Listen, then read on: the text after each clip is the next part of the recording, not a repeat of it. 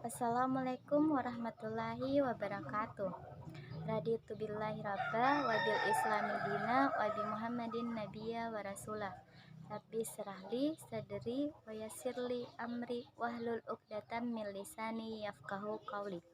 Perkenalkan, nama saya Agustina HR dari Universitas Muhammadiyah Sidendreng Rapang, jurusan Program Pendidikan Bahasa Inggris semester 2. Pada hari ini, saya akan menayangkan hasil presentasi yang telah saya buat dengan tema Mengapa Mahasiswa Mempelajari Ilmu Alam Dasar. Baik, langsung saja. Pengertian ilmu alam dasar. Ilmu alam dasar itu sendiri berasal dari 3 suku kata, yaitu ilmu yang artinya bagian dari ilmu pengetahuan manusia. Alamiah artinya terjadi dengan sendirinya, dan dasar artinya permulaan suatu bentuk.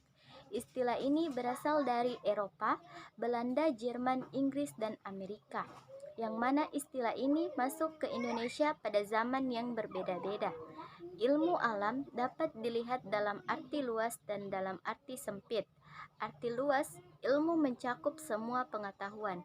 Ilmu alamiah dasar merupakan sarana yang baik karena mempelajari ilmu alamiah akan terbiasa melakukan langkah-langkah yang pada akhirnya akan terbina pula sikap ilmiah.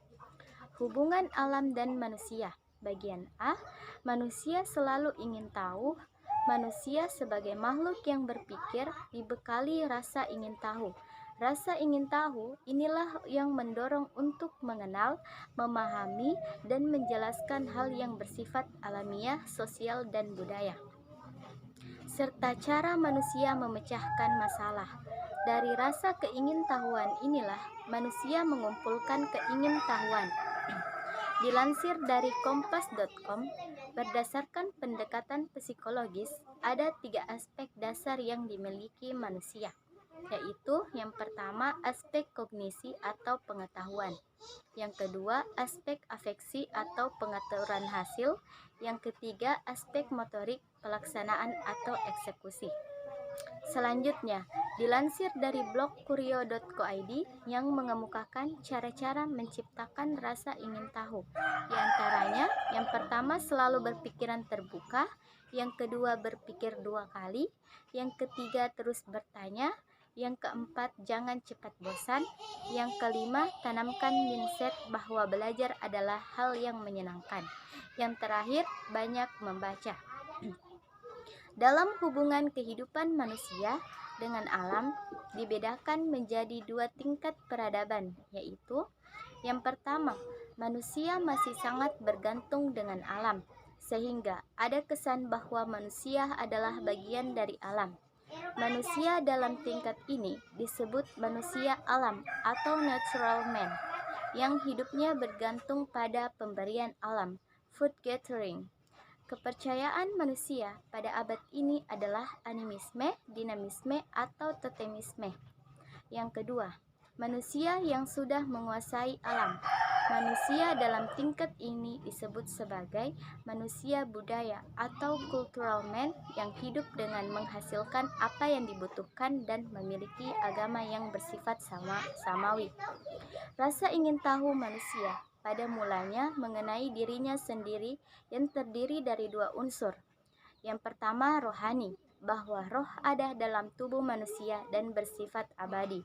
Yang kedua jasmani, yang menyatakan bahwa tubuh atau badan yang ditinggalkan roh tidak abadi dan bisa membusuk. Sesungguhnya dalam penciptaan langit dan bumi dan silih bergantinya siang dan malam terdapat tanda-tanda bagi orang yang berakal. Quran Surah Ali Imran 190.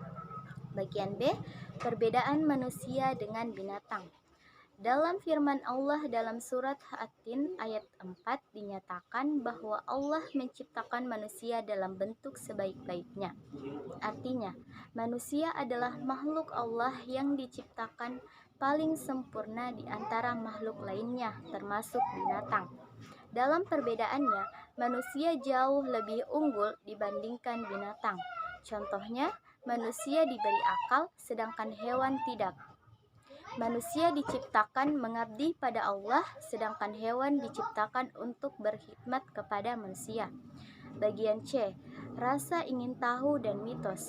Pengertian mitos itu sendiri adalah cerita yang dibuat-buat atau hipotesis dari keingintahuan manusia. Mitos pada umumnya berupa dongeng yang menyangkut tokoh kuno, seperti dewa atau manusia perkasa yang ada kaitannya dengan alam.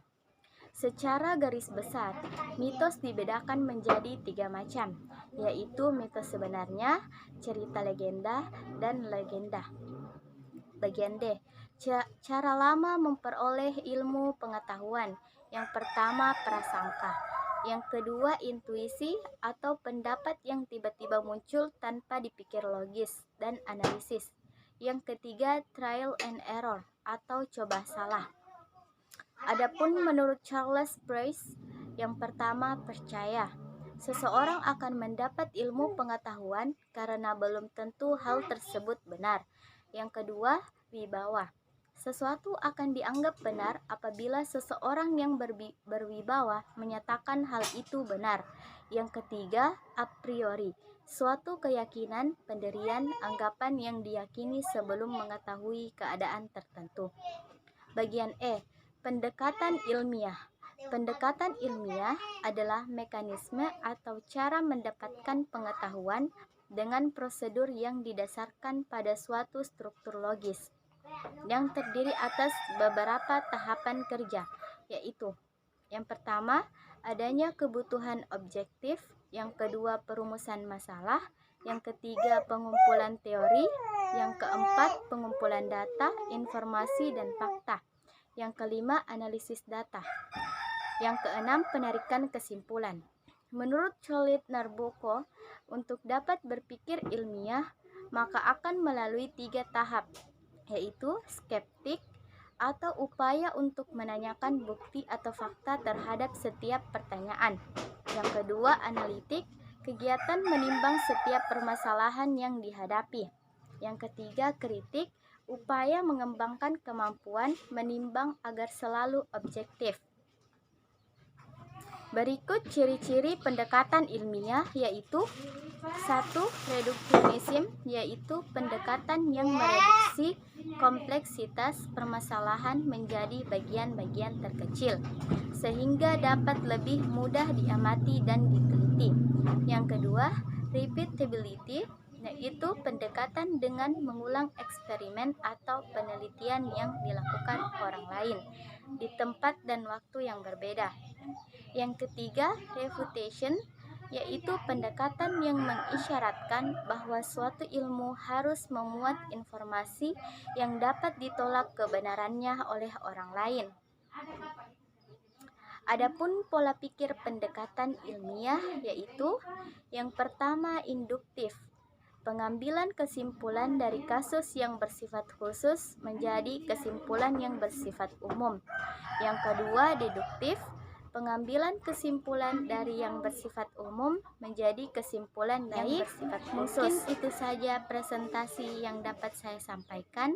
Apabila ada kata yang kurang berkenan, mohon dimaafkan. Dan terima kasih atas perhatiannya. Wassalamualaikum warahmatullahi wabarakatuh.